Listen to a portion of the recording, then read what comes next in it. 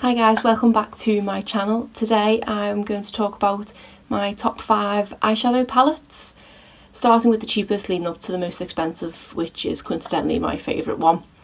Starting with the Wet n Wild Walking on Eggshells trio.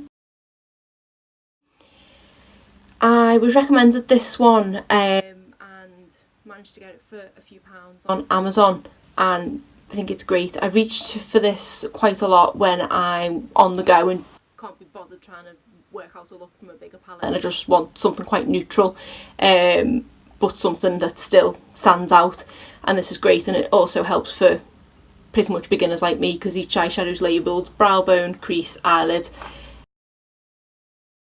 And it also comes with 2 brushes, the sponge applicator and a brush. I haven't used the sponge because I don't tend to like to use them. I do prefer to use the brushes, so it's great that it comes with the choice, and I say it was only a few pounds, and it's brilliant to just throw in your bag if you need to do a quick look if you're going out after work or something like that. So I'd highly recommend that as a go-to. Next is the Fleur de Force Quad in Lunar Rose. I wanted to try some purpley shades and some darker shades that I'm not used to trying, but didn't want to get a full 12-pan palette with them in, so I thought if I just get a quad it would be a good way to experiment with the colours. I haven't used it a lot, but when I have used it I do manage to create a nice look. This is probably my favourite shade, and I have actually used this on its own once because it's very shimmery and it's just a lovely warm colour.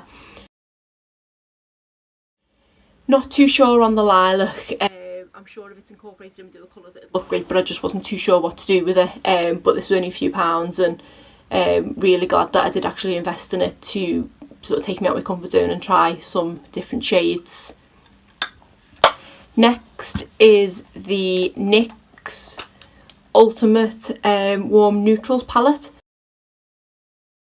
I actually got this because I was looking at the new Urban Decay Naked Heat palette, but couldn't really justify the cost because I was not too sure if the ready warm shades would suit me, because I normally go for quite cool eyeshadows.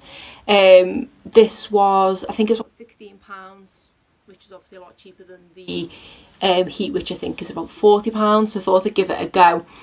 I've used it a few times and I'm actually quite impressed with it for the price that it was. It's not as good as the Urban Decay eyeshadows, and I would say you do probably need to wear an eyeshadow primer with this because it's not as long lasting, and I noticed by the end of the night it had faded slightly. But they blend great, and I managed to create a good look with using these darker shades here, and I got some compliments on it, so it was out of my comfort zone using the darker shades, but I'm quite glad I got it, and will definitely be reaching for this over the coming months because I think the shades are very autumnal, so I was happy with this purchase. Next is the Too Faced chocolate bar. I purchased this one because I wanted more neutral matte shades than the Naked palette, and I don't really reach for them. I'm more of a shimmered eyeshadow person, I would say, and I don't tend to find you don't tend to get as much of a payoff with the matte shadows. I might not be using them right, but I tend to know more what I'm doing with the shimmer shades. There is a bit of powder fallout from this palette, but I do enjoy using it. And my favourite shades are probably Champagne Truffle and Hot Chocolate. They're the two that I tend to like reaching for. I haven't used this Strawberry Bonbon shade yet. I'm a bit too, I don't know what to do with that really.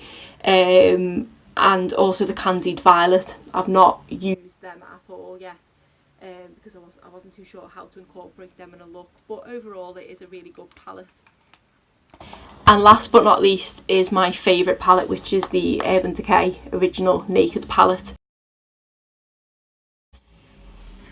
I don't think there's a single shade in here that I don't like. Okay, I don't tend to reach for Creep and Gunmetal very often, but I still really like the look of them. I tend to stick down this end of the palette more so for most looks. But I think there's quite a lot of variety in choices. You can create warm looks, you can create cool looks, and it's everything that I need. And I had this palette on its own for a long while before I started branching out and investing in other palettes. But this is probably my go-to and the one I'll always reach for, because I know what I'm doing with this one now, basically. And I love the brush that it comes with. I end up using this with my other palettes just because it's got the double ends.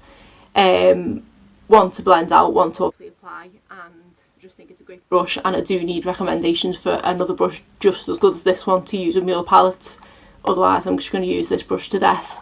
So that is definitely my favourite palette, and a really good investment, I would say. Out of the 3 Naked palettes, the normal ones, not including like the Naked and the Smoky Eyes, etc., this is my favourite. I did look at the other ones, but I just thought this is I'm probably going to reach for this one over them, so I didn't bother investing in them. But if anyone would like to say otherwise and say that the other palettes are better than this one, please let me know, because I'm more than happy to hear other people's opinions. So that is it for my top 5 eyeshadow palettes. Range of prices there, but yeah, definitely number 1 is the Naked Urban Decay palette. If you like this video, give it a thumbs up and please subscribe.